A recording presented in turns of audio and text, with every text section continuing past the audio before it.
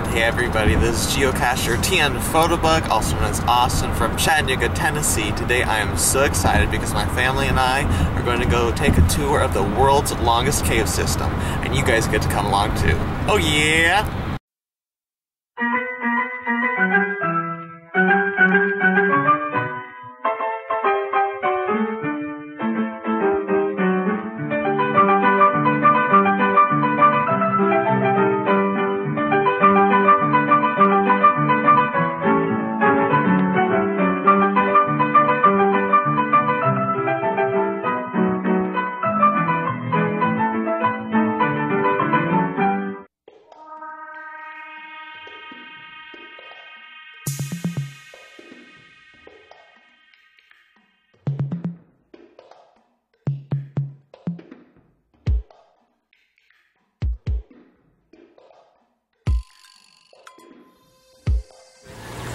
Hey everybody, we are here at the Mammoth Cave National Park Visitor Center. I'm super excited about visiting this awesome national park, but first let's head on into the Visitor Center so I can get that stamp in my national park passport.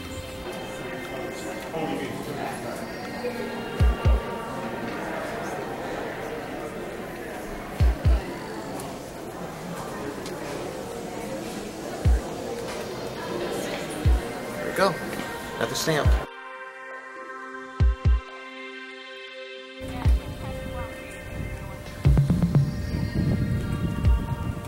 Here we are at a really cool historical marker here at Mammoth Cave National Park, talking about the National Park Service's founder, I believe, Stephen Ting Mather, June 4, 1867 through January 22, 1930. Check it out.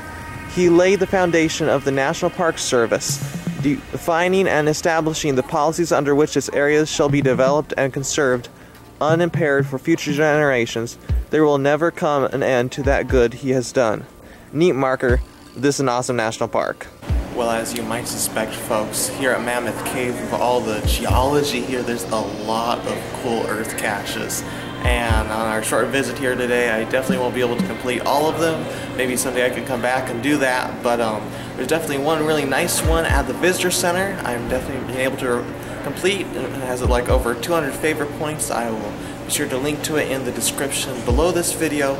But it's basically you just answer a question from the cache description, you get your picture at the visitor center sign, and then you ask the ranger a question. Of course I won't tell you the answer to that question, but yeah, so pretty easy earth cache smiley here at awesome Mammoth Cave National Park. And hey everybody, Geocacher TN Photobug here. I know that I have certainly been very much enjoying my time here at Mammoth Cave National Park. Now we are out in one of their shelters just outside of the Visitor Center, about to go on a really cool, call it a Frozen Niagara tour of Mammoth Cave. So come along with me as I take a tour of a portion of the world's longest cave system. So this is going to be a lot of fun.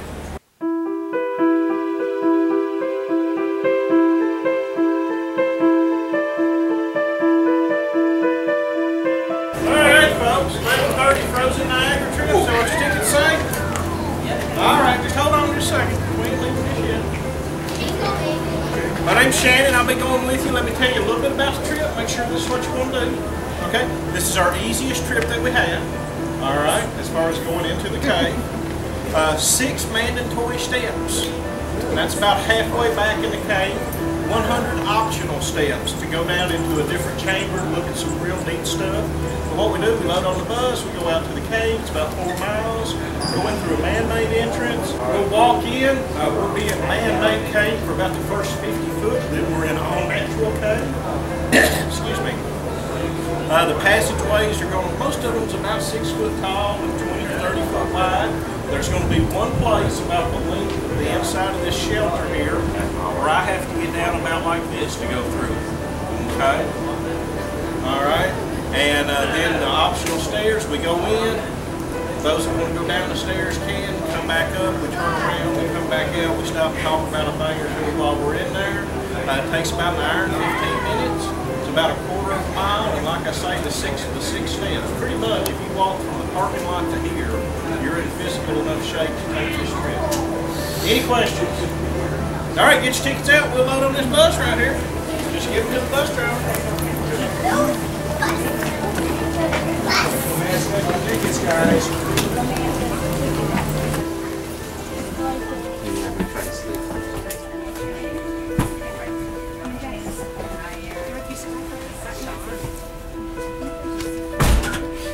Everybody got a seat? Okay.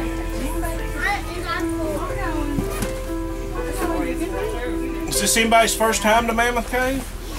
Oh, great, great. Good deal. It's my second. They give me a nice map and a flashlight and said, go get them. Now, it's my second time today. I've been here all my life. Born and raised just right down the road. Any kind of question about the park or anything in general? How big is the park? About 54,000 acres. Give or take, you know, one or two, something like that. But about 54,000 acres. Is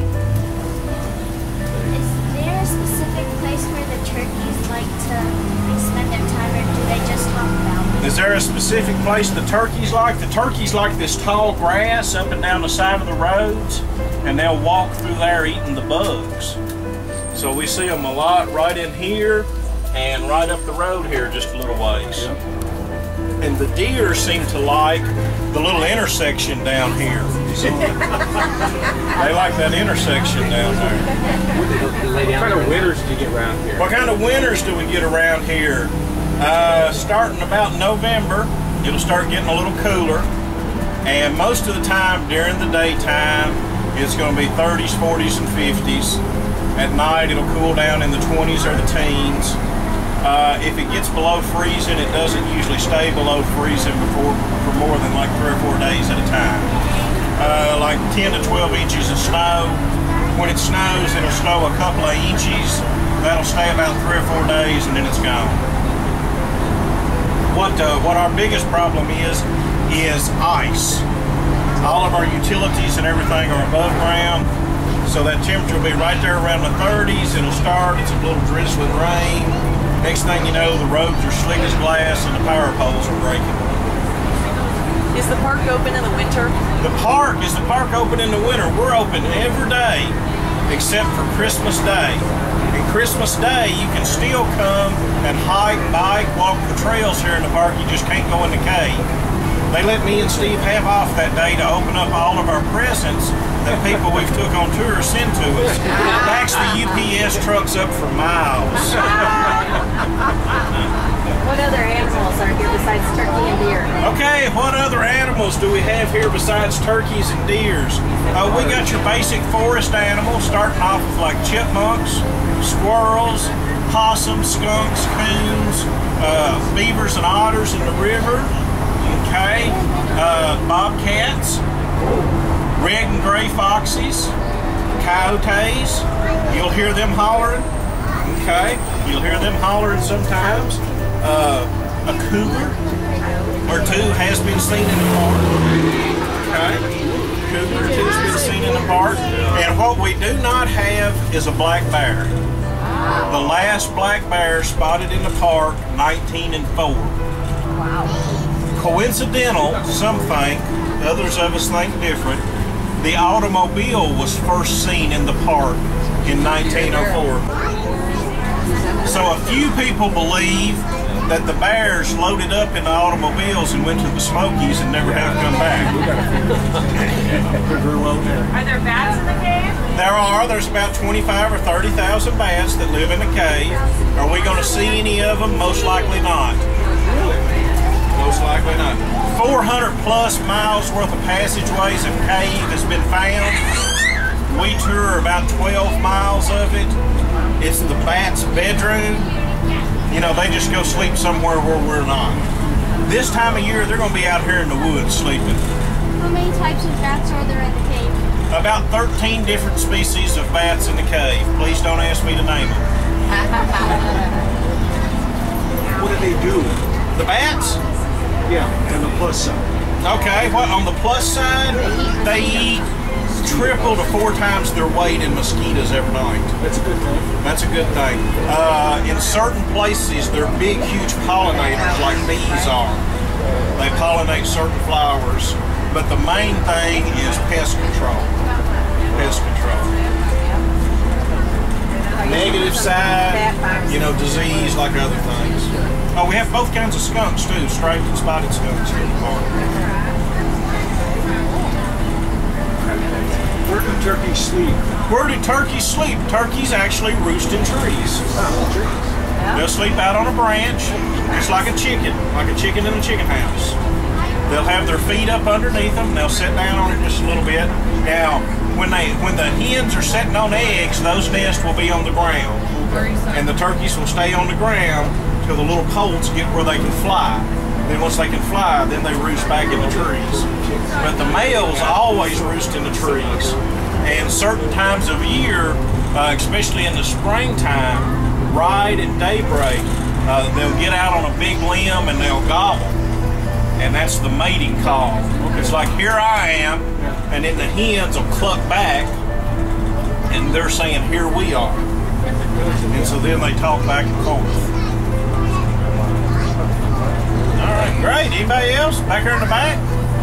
Yeah, is the white nose disease of the bats, is that like isolated to this area, or is that pervasive across the United States? Okay, the white nose syndrome that the bats have there, that started in Europe about 12, 13 years ago. Made its way across the ocean. Hal Caverns in New York, first place in the United States to get it, has come down the East Coast, and now it's on a western push. Because we were just in Austin, and we have all the bats right. in the bush there. We didn't hear anything about right. it. And you know what it's been found here in our cave does not affect humans whatsoever. Our body temperatures are too warm. Okay?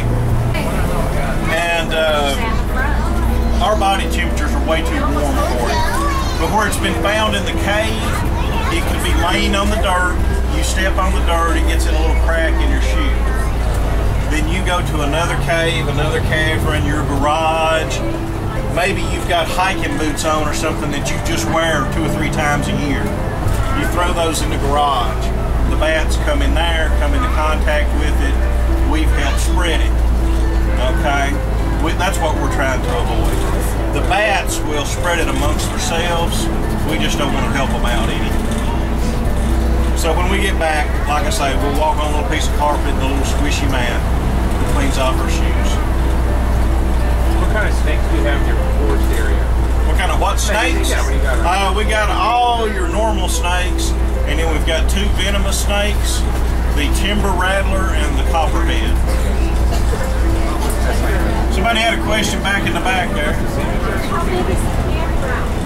How big is the campground? 117 sites, $17 a night, primitive, water in each loop. First come, first serve on most of it. There's a few sites that are available to be reserved. Y'all notice how we're going downhill?